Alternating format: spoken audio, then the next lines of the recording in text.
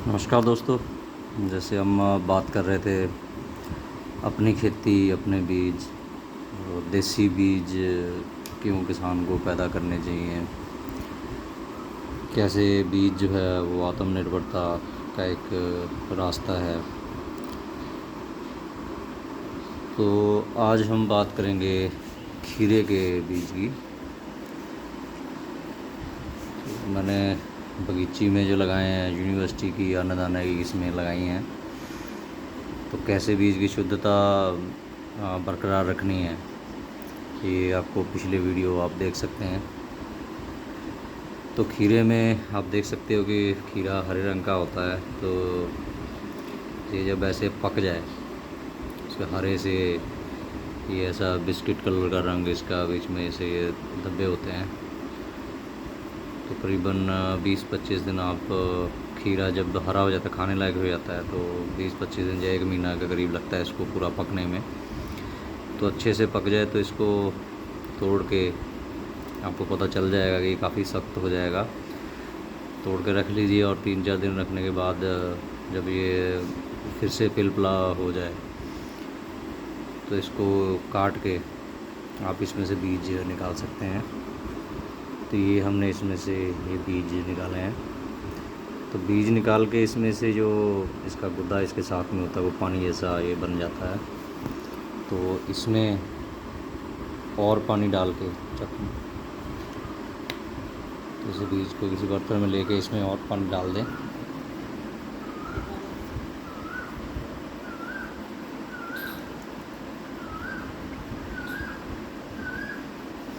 जिससे कि पूरे बीज अच्छे से भीग जाएं। तो जो अच्छे बीज होंगे आप यहाँ पे देख सकते हैं कि वो नीचे सेटल हो गए हैं। ये पूरे सेहतमंद बीज हैं। और जो हल्के बीज हैं पूरे नहीं बने, क्योंकि खीरे में सभी बीज एक साथ नहीं बन सकते, मतलब पूरे नहीं हो सकते। जैसे जैसे अगर आप उसको लगा हुआ रहेगा बेल में तो वो धीरे धीरे और भी पैदा करता रहेगा।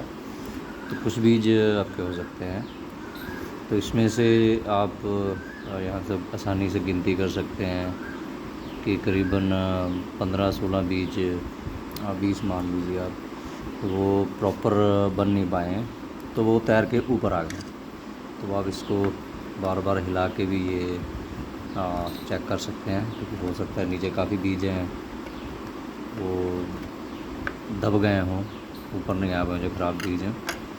तो 2-4 बार ऐसे करके आप देख सकते हैं। तो इन बीजों को आपने निकाल देना है इसमें से। तो अभी जो लेसदार ये लिक्विड जो बन गया है, इसको 2 से 3 दिन आप रखो, ऐसे ही इसको पड़ा रहने दो, हिलाने की ज़रूरत नहीं है। तो ये ऊपर वाले बीज आप निकाल दो और नीचे आपको सेहतमंद बीज मिल जाएंगे। तो इसमें मैंने गिनती की थी तो करीबन 350 बीज थे।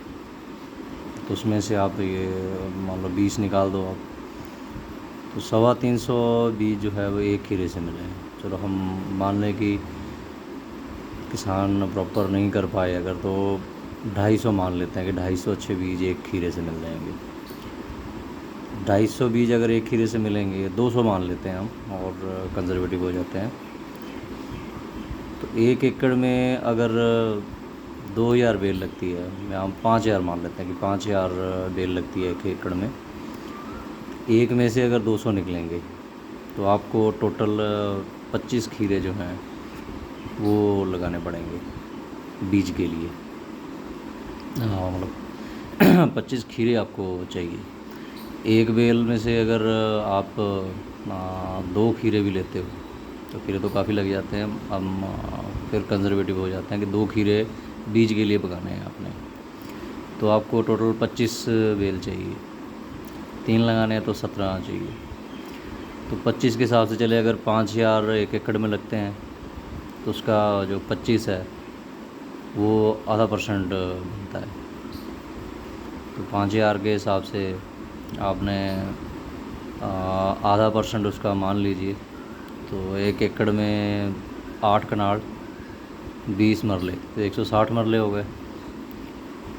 तो 160 मरले के हिसाब से उसका एक मरला जो होता है एक मरला आपका बनता है 1% जो बनता है, डेढ़ डेढ़ मरला, मतलब एक मरले के आसपास आप लगा सकते हो अगर 5,000 पौधे लगते हैं। तो एक मरले में 1 एकड़ का बीज तैयार हो सकता है खीरे का। तो अगर वही बेल आप मान के चलें कि एक बेल से, क्योंकि इसको आप क्रॉस पोलिनेशन से भी बचाना है, आपको 5 खीरे के बीज मिल जाते हैं। तो आपको सिर्फ 5 बेल ही लगानी पड़ेगी 10 बेल ही लगानी पड़ेंगी। तो एक मरले से भी कम रकबे में आप जो है खीरे का बीज तैयार कर सकते हो। और जिस बेल से बीज तैयार किया है, बाकी के जो खीरे लगेंगे वो आप खा सकते हो। सारे के सारे बीज के लिए नहीं रखने हैं, क्योंकि इतने सारे बीज पैदा करने में खीरे का भी, बेल का भी जोर लगेगा। 2 से 3 आप रखिए उसको। तो एक आध मरले में खीरे का बीज आराम से तैयार हो सकता है। तो ये कोई कैलकुलेशन ऐसी नहीं है जो किसान नहीं कर सकता। किसान को सब पता है कितनी पैदावार होती है, कितने पौधे लगते हैं, कितना बीज लगता है। तो यूनिवर्सिटी की तरफ से जैसे ग्राम में होता है, तो आप इसके 100 दाने निकाल के इसका वज़न भी कर सकते हैं कि कितने, अगर खीरे का बीज 200 ग्राम लगता है तो उसमें कितने बीज आते हैं। तो इस तरीके से कैलकुलेशन की, ये खीरा है एक, तो आप खीरे 2-3 पका के इस बार उसमें बीज की गिनती कर लीजिए। तो ज़रूरी नहीं है कि जो आपका खीरा आपने लगाया है उसकी क्रॉस पोलिनेशन हो सकता है कि उसी किस्म के साथ उसकी पॉलिनेशन हो। तो 2-4 बेल आप अगले साल लगा के देख सकते हो। तो एक आध खीरा रख के आप अपने दोस्तों को, अगर 200 बीज अच्छे निकलते हैं तो 5-5 के हिसाब से भी अगर आप बीज बांटो, या 10 बीज भी बांटो, 10 बीज बांटोगे तो 20 किसानों के पास बीज चला जाएगा, वो अपना बीज तैयार कर सकते हैं। तो ऐसे चेन रिएक्शन जब होगी जैसे कहा जाता है कि, मतलब कहा नहीं जाता कि किसान बताते हैं कि वो जो स्प्रे करते हैं या एक्स्ट्रा खाद जो डालते हैं वो एक दूसरे को देख के डालते हैं। तो ऐसे ही ये भी होगा कि एक किसान बीज पैदा करेगा, वो दूसरे को देगा। तो बीज का जो धंधा है, जो इतना बड़ा बिज़नेस बना हुआ है, जिसकी वजह से सरकारें लड़ रही हैं, कंपनियां जो हैं वो लड़ रही हैं, मतलब उसमें आप देख सकते हो कि ऐसे ऐसे कानून बनाए जा रहे हैं, कोर्ट में केसेस हो रहे हैं। तो अगर देसी बीज किसान पैदा करना शुरू कर दे और आपस में एक दूसरे के साथ बांट ले, तो इससे अच्छा जो है आत्मनिर्भर का रास्ता कोई और हो नहीं सकता।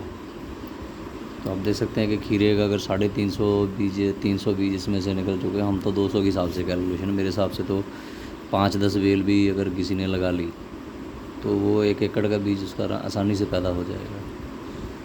अगर अलग से नहीं भी लगानी है तो खेत में खड़े खड़े उसका पॉलिनेशन आप रोक लीजिए।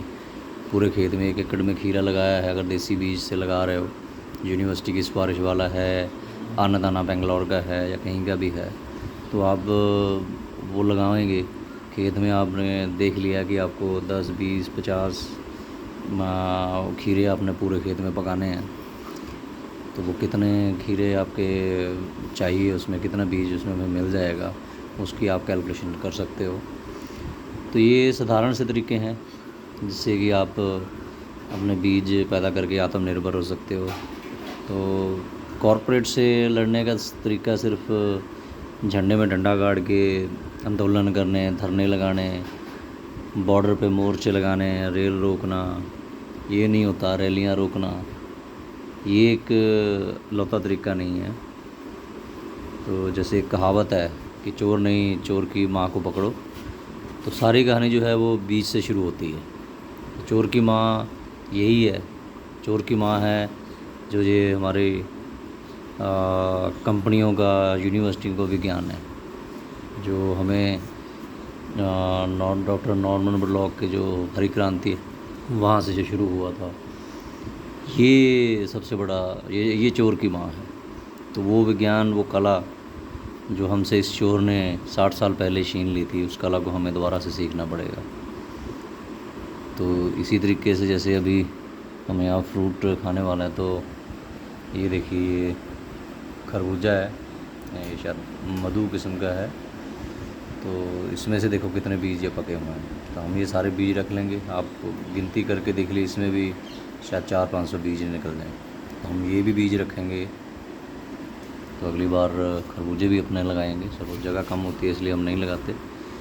तो खीरे का बीज आप इस तरीके से पैदा कर सकते हैं और तजर्बे कर सकते हैं।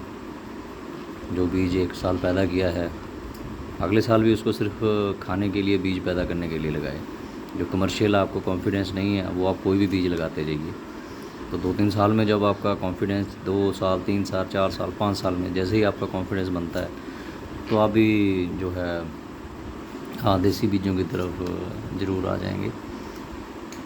तो ये एक्सपेरिमेंट आप करते रहिए, तभी सीख पाएंगे। क्योंकि बातों से, वीडियो से, लेख से, लिखने से, किताबें लिखने से ज्ञान नहीं मिलता है, सिर्फ जानकारी मिलती है। ज्ञान हाथ से काम करने से ही मिलता है। धन्यवाद।